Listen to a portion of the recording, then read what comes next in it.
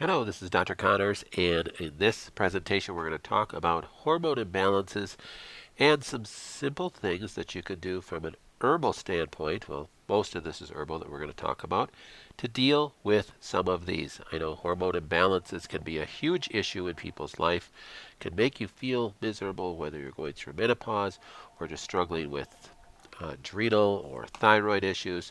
So hopefully this will be helpful, and this is going to be helpful for anyone whether they're a patient here or not.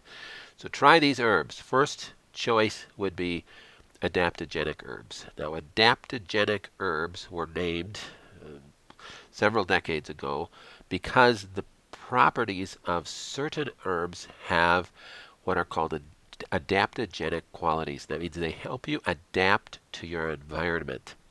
If your thyroid is too high in that particular time, adaptogenic herbs can bring it down. If it's too low, adaptogenic herbs can bring it up. Same with the adrenals, same with the progesterone and estrogen. Adaptogenic herbs really, in my book, should be the first thing that a person goes to because uh, it's hard to really hurt yourself with them. You could take too much of anything, understand. And our approach is always start real low with any dosage, and we'll talk about that in a second. But many of the adaptogenic herbs don't cause any real blockages in any metabolic pathways, except maybe rhodiola, which we'll talk about in a second. But they're really good choices because they can deal with even a person with a clinically low thyroid uh, and trying to not take medication and get on a synthetic medication. Using adaptogenic herbs can really help bring balance. Certainly, adaptogenic herbs should be the first thing you think of when you're going through stressful situations. So during stressful situations, a stressful event, a death in the family, a change of jobs, moving, etc., going to adaptogens should be your first choice. It can really help deal with the stress, help you deal with the different changes of moods, etc. And here are some choices that I would start with.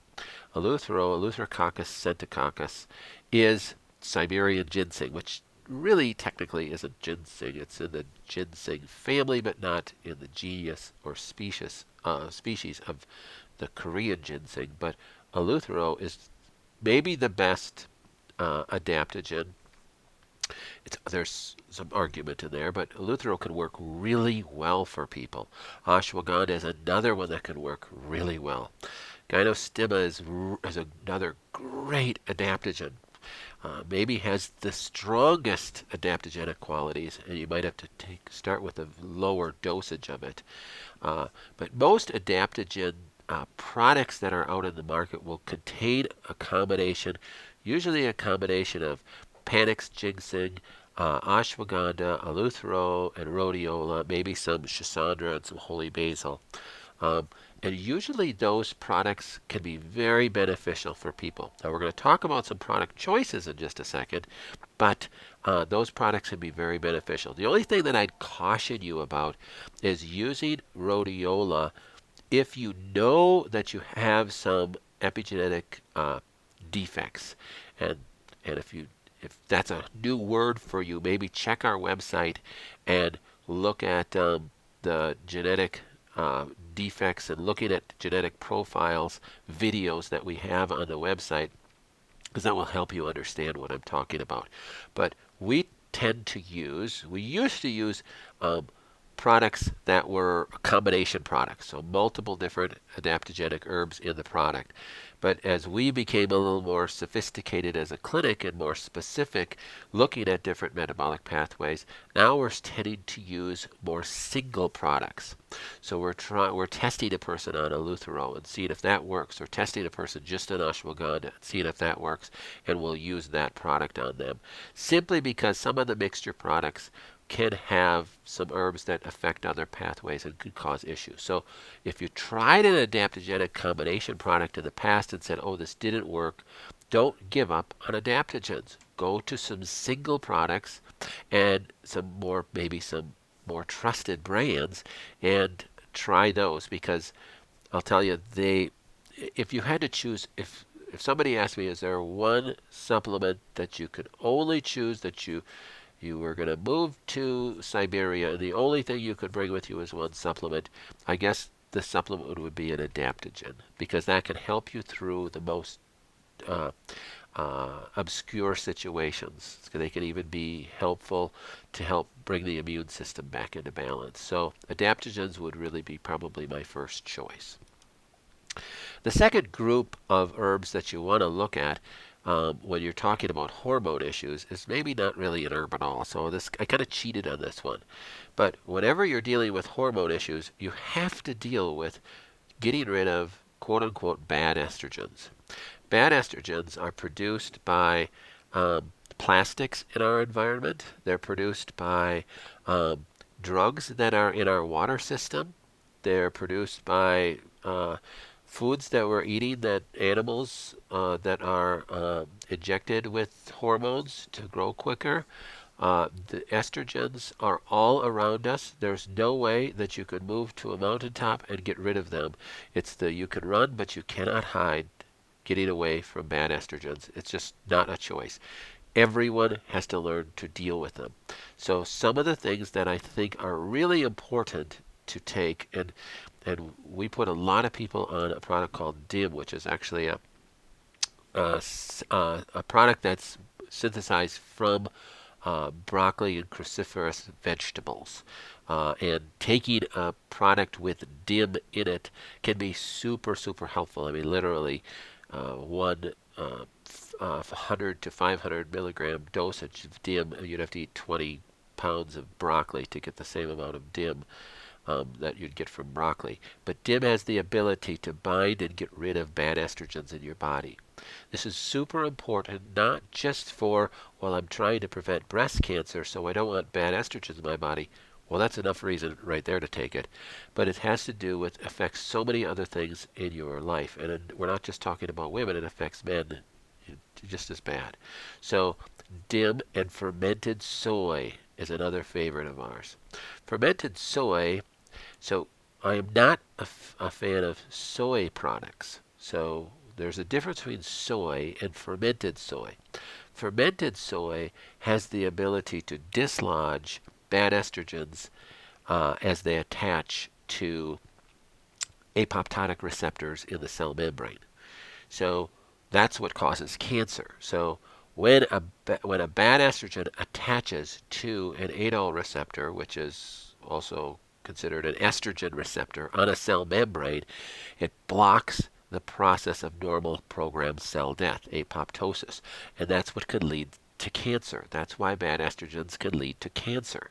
So DIM does not dislodge that bad estrogen from that receptor site. DIM grabs the bad estrogens that are in your body and helps you get rid of them.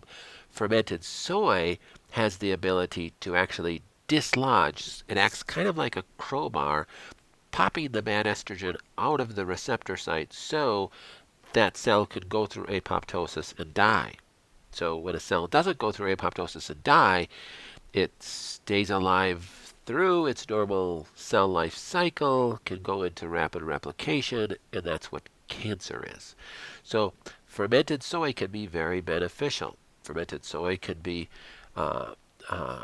great for a person that already has cancer. So a person that already has cancer, DIM and fermented soy are still good choices. A person that doesn't have cancer, still great choices.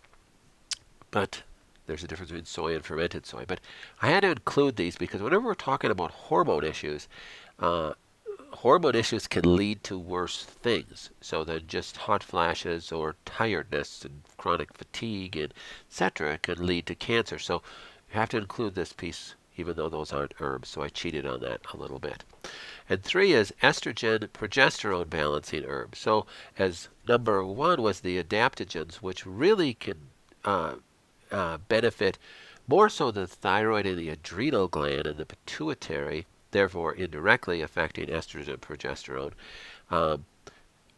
This category is specific to estrogen and progesterone. These herbs affect the thyroid and the adrenal much less, more so affecting estrogen and progesterone issues. So maca, black cohosh, deng quai, epimedium, suma root, wild yam, and the rest on this list are very, very beneficial when dealing with uh, either low progesterone issues, unable to get pregnant, uh, low progesterone issues, dealing with premenstrual syndrome issues, bloating, pain, uh, and people that are going through hot flashes and perimenopausal issues and postmenopausal issues. These are great products. Now, these you could take more so in a combination product usually. We use a lot, and I'll kind of plug this, the Estrovite that we use, that's an Apex product, because it's been such a blessing to people. I mean, we've had women that literally have said, if you get rid of that product, I will hunt you down and find out where I could get it, because it's literally just so, when you have hot flashes every day, it's, to my understanding, it's very disturbing, so it can be very beneficial to have this product. We've used maca directly as a single product and taken women that have not been able to get pregnant for years and get pregnant. So it can be very helpful. So we use some of these single products depending on the person, and we use some combination products with this one. So what kind of product do you choose? What's going to be the best for you as an individual? What's going to be the best choice for you? I can't tell you that without you getting an exam and us knowing what's going to be, what your issues are, and us doing a workup on you. So obviously everybody watching this video, I can't help, but here's some rules to follow. Is the product natural? So don't be fooled by the label. From a legal standpoint with supplements, you can say it's a all natural supplement. All that means is they didn't purposefully put arsenic in it. They didn't add a poison to it. Therefore, it's all natural. Is it arsenic free? Not necessarily. So a product that could be quote unquote all natural could be as far from natural as possible. It's just crazy, the labeling rules that do not exist with supplementation. People bring in supplements that are just literally garbage supplements that they paid a lot of money for. And this is where supplements get a bad name. People will say, oh, I tried ashwagandha and it didn't work. Well, you tried Kmart brand ashwagandha and it was junk. There was a study that was done about a year ago, and I published this on my blog, that showed that independent group went into, I believe, Target, Walgreens, and I don't know, GNC or something like that. They bought echinacea and several other herbs from those companies, brought them back and tested them, and they had like 0 echinacea in the product. There's just no labeling laws on this. So you can say, 100 milligrams of echinacea and it has 0 echinacea in it. I just don't get it. And no wonder people don't get better with herbs. And no wonder there's doctors who say herbs don't work. It's because most herbs on the market don't work because they're not even what they say they are clinically on the label. And this gets very discouraging for patients because they go, well, how do I know what to believe and who do I trust, etc.? You have to use a trusted source. So we have our trusted sources that we use, that companies that we've used successfully, and because we do testing on people, we know that they test or work on people. And don't get me wrong, there's some really good products out there, and patients bring in a product. We always like to use theirs because they already paid for them. And I'm not in the business of selling products, for goodness sakes. So we'd rather use their product. So many times they test out perfect. Use their product, great. But it's hard to know. Is it a trusted source or not? Part of it is if you got it really cheap, it's probably really cheap. So that's the issue. I don't want to pay that much for it. Well, you kind of get what you pay for with a lot of supplements. And unfortunately, you can have an expensive product that's just as bad too. Another thing is you got to be careful of added stimulants, because some supplement companies will literally put a stimulant in their supplement so that people, quote unquote, feel better when they take it. Sad, isn't it? We'll just put some MSG in it, hide it as a natural flavoring or natural additive, quote unquote. We can legally do that according to the FDA. And because it's MSG, it stimulates your brain neurotransmitters. And wow, I really feel good after taking that. I want more. It makes you crave that supplement. And I got to keep taking the supplement because I really feel better afterwards. So just how you feel isn't always the right choice. And then lastly, don't be fooled that, oh, the recommendation is to take one of these a day, so I'm going to take 5 a day because that will really help me. More is not always better. And you do have to be careful. These do affect your body. If they didn't affect your body, you shouldn't even be taking them. So more is not always better. Matter of fact, my saying is always too much of a good thing is a bad thing. So even if it doesn't negatively affect your body, you take more of it, your liver has to detoxify it. That's not good to take up space in your liver to detoxify a supplement that you're putting in your body. So always start with a low dosage on whatever you do. Try to get organic sources. Try to get ones that are independently tested. We use some different products that we get an independent test lab report on every batch that we get. And it's from a certified organic source. Those are the kind of products I like to use, and they tend to test out the best. So just something to remember in following those rules. Find a doctor that's local that you trust that can test you out on the specific products. That's always probably the best rule of thumb. When you take too many things, and this is the biggest mistake we see with anybody taking supplements, when you take too many things, it can be an issue. So always be careful in what you're doing. All right, hope this was beneficial. Sorry for the phone call noise if you heard that in the background. I always want to be a blessing to you and contact us if you have any questions. Thanks.